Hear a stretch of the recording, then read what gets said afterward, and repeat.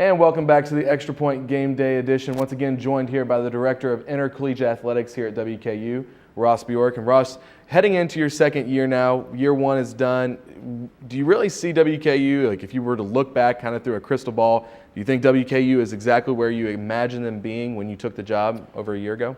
Well, when I took the job here, I recognized, our great tradition, our great the history of this program and how people care for the athletic department here. And I've seen that. I've seen that grow as well. We have more people involved in our athletic program than we ever have. Our budget is bigger than it's ever been. We've stumbled on a few sports. We recognize that. And now our job is to get those sports back on track where people are used to it. They're used to basketball winning, both men and women. They're used to football winning. We have a winning football program here. Obviously, we haven't done that the last couple of years. So I think we're right where I expected us to be. I think the basketball season was tough on a lot of people, myself included, the coaches, the players, the community. And so now I think we have a fresh start now, and we're excited about that. We're excited about the chemistry that's been developed both on the women's side and on the men's side. And so to me, for this year, we're right where we want to be. We got a lot of excitement, renewed energy, and we expect to deliver at a high level like we've always done here in this athletic department. And you kind of mentioned that the basketball team, a lot of new faces overall. Talk a little bit about what Hilltopper Hysteria was on Tuesday night, and just talk about kind of, like you said, a rejuvenated fan base seeing all those new faces. Well, we have 7 newcomers on the men's side and 7 on the women's side. And so it gives our fans a chance to see them up close and personal. The thing about our program is we really define ourselves on being accessible. Hilltopper Hysteria is a great testament to that. We bring fans in, they can see our team up close, they can get autographs, they can interact with our team. And for having a new team, that's what fans want to do. They want to know who Derek Gordon is. They want to know who our new teammates are. And so that's exciting for us to open our doors, to really tip it off with a volleyball match. Had 1,300 people there and then had 3,000 in Hysteria. It gives our fans a chance to see our team up close and personal. And it gets really them to buy into our program, and that's what we want as it leads into ticket sales and more involvement. And you got a lot of new faces, like you said, coming in, but a brand new opportunity here on the Hill, whether it be because of the NBA lockout or several things, is the blue versus red game, the alumni game. You want to talk a little bit about what that's going to bring here to Diddle Arena? Well, Ty Rogers brought this idea to us a couple weeks ago, and Ty's a great Hilltopper, great legacy here, hit the shot in 2008. And really has a great fan attraction. So when he brought this idea, it was like, okay, his name is behind it. We think it'll mean something. Ty doesn't do anything that's not successful. And so he brought us this idea, and we said, why not? Let's jump in and help him. And we're helping organize it. It's really his event, but we're helping organize it because we have the staff, we have the resources to do that. But we want it to be really a community event that former players can showcase their talents if they have any left. Some of the NBA guys are locked out right now. The owners and players still haven't agreed to new terms. Gives them a chance to play. We're just looking for a fun, exciting atmosphere, safe obviously for the players, no one gets hurt. But I think it'll be great for the community. I'm not sure when the last time we've had Kentucky play in Diddle Arena, if ever, so we can bill it the first time that the Big Blues ever played here. At least on the men's side. At least, and that should be a little fun environment. It's Tuesday night, correct? Tuesday night, absolutely. 7 o'clock here in Diddle Arena. Tickets, WKUsports.com. People can buy tickets, and we have student tickets for $10 as well, so students can come out and support the alumni for WKU. One last question here, Ross, as we're kind of wrapping up this interview. Facilities. This is something that we've always talked about. We're sitting right now in the brand new men's basketball locker room. This is definitely a sight to see. But talk about facilities overall. I know you said that there were some future goals that you had kind of on the horizon. Talk a little bit about that. Facilities, just like this locker room. This locker room is, in my estimation, really a top 10 locker room. I don't know if there's many better than this locker room, and we've got great donors who helped us put this together. So what facilities do, they help you recruit. They help you attract the future of your athletic. They help you attract coaches. When changes happen, they help you attract student athletes. And so our job is to always improve our facilities the best we can, and whatever that might be, whether it's a locker room, whether it's a stadium. And so we're looking at track, some infrastructure for track and field. We have a great surface, but we have no grandstands. We have no infrastructure. We have no place where our athletes can train in a safe environment indoors. So we're looking at a track infrastructure. We're looking at expanding baseball. Right now we only seat about 1,000. We'd like to get it up to 2,000. That will allow us to host NCAA regionals. We believe that we're prepared for that. Our team, we haven't been there the last couple of years, but we believe if we do the right things, we can host an NCAA regional because of our conference strength. So we want to look at baseball. We want to look at tennis. We need a tennis complex. We have 2 courts on campus, and we never practice here. You just can't operate with 2 courts. We have to go in the community. We'd like to have tennis. We'd like to have a press box that's adequate in Division I standard. We'd like to have an elevator that goes up to the top, so you don't have to climb those stairs. So we want to do our football press box. And then on the South Plaza side of football, we want to recreate a portion or all of the colonnade, which really speaks to the history of the program, opens up that plaza to the South Lawn area, close the road down on game day, and allow people to walk into Houchins Smith Stadium through the South Plaza, go to their seats. So those are our initial plans. Other ideas. We'd like to have a lot of things either developed, built, or in the development and building stage and funding stage as well. Well, definitely a bright future on the head for WKU. Once again, that was WKU Athletics Director Ross Bjork with us. Ross, thank you as always. Great job, guys. And coming up after the break, we'll have more on the Extra Point Game Day Edition. Now coming up, thank you so much for the interviews, Zach, with Ross Bjork, Athletics Director for WKU.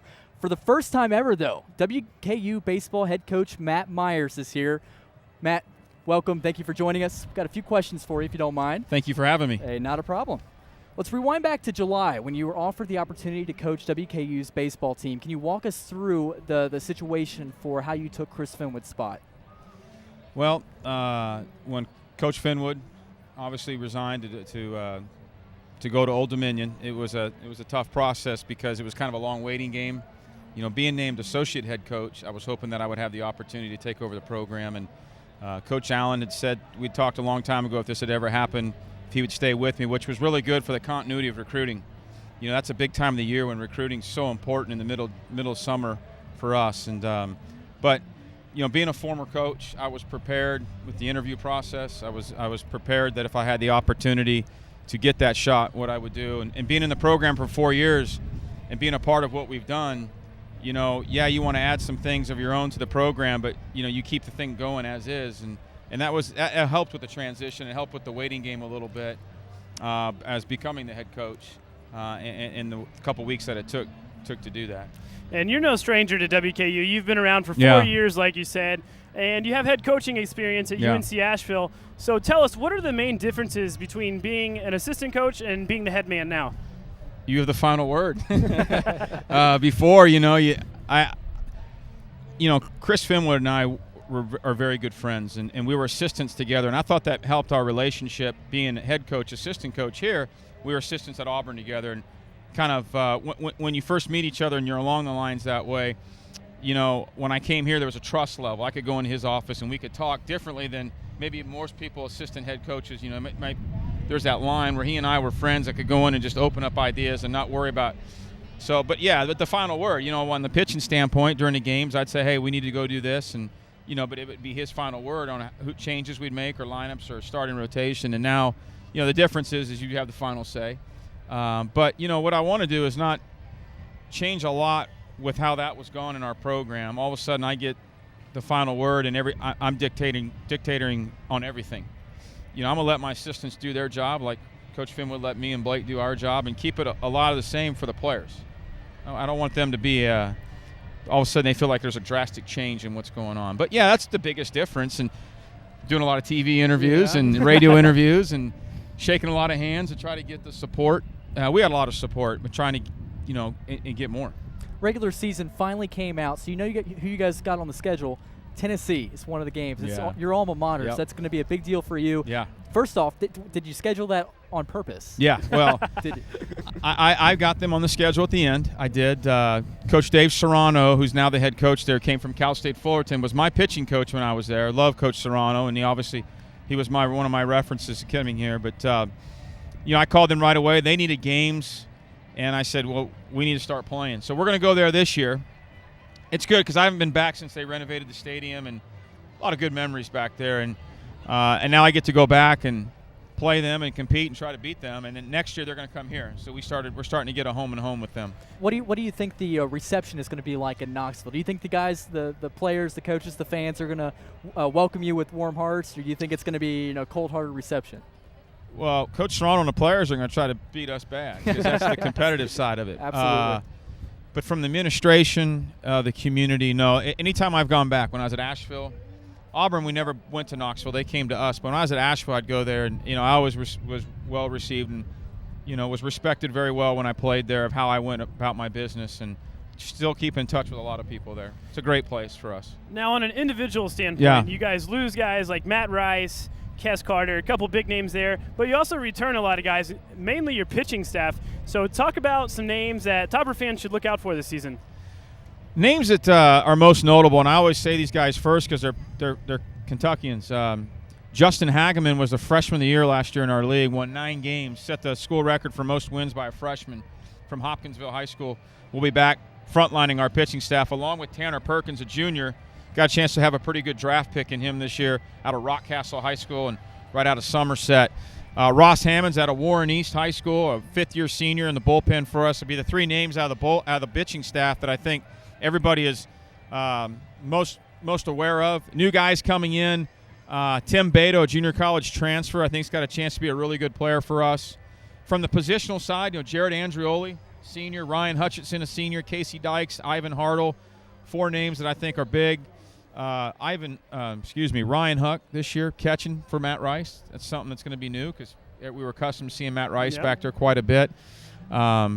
Steve Hodgins is going to take Logan Robbins' place at shortstop. He's a very good player. We're not going to lose anything there. And then I'm really excited. Ryan Fusey's a freshman that came in, and Matthew Pacquiao, 2 outfielders, I think got a chance to be really special here in the future. And I'm really excited about our offense and our defense. The draft hurt us in as far as our pitching staff because our 2 top arms that were coming in signed, and we lost them plus Weatherall, Edelin, and Ry Davis. So we're good on the mound, but we're thin. We're very good defensively and offensively. All right, real quick, Coach. The Sun Belt Tournament returns to Nick Dennis Field. How big is that going to be for you guys at the end of the season? I think it's huge for us. We got 34 home games this year in the regular season, and we're very good here at the Nick. And now that we get to host, they say you never want to host it because it takes a lot of time, but I don't believe in that. I think hosting it here, that's 3 more home games at night, gives us a great opportunity to win that tournament here. Well, Coach, thank you very much. Thank you very much. I appreciate it, guys. Pleasure to have you here. Good having you. Brand new coach on the Hill. Coming up after the break, we'll tell you exactly what the Toppers will need to do to win their first home game since the 2008 season. You won't want to miss it.